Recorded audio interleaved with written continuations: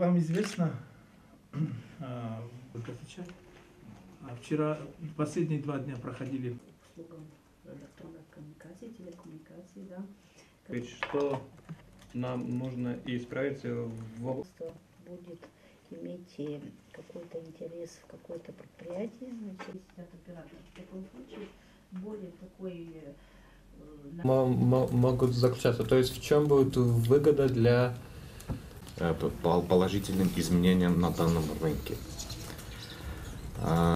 Написал правила, которые были бы обязательны. نشست امروز به اصطلاح پرس کافه برای روزنامه‌نگاران وطنی اوید با دو کارشناس بین‌المللی که فوند جمعیتی تشبثات شهروندی سیاست اینترنت دعوت کرده است و مدت این هفته یک چند چاره‌بینی گذاشت اوید با بلند برداشتن آگاهمندی جانب‌های هوسمند جهتی عهده‌داری‌های تاجیکستان در ساحه تلکمونیکاسیا همچون عضو سازمان جهانی سودا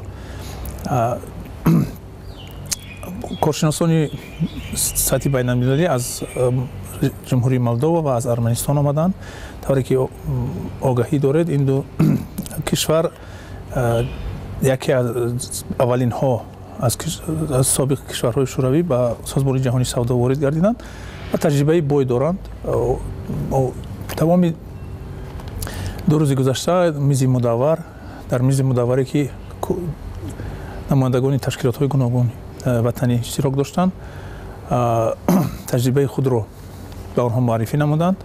نشست امروزه پرس کافه دوام همین است.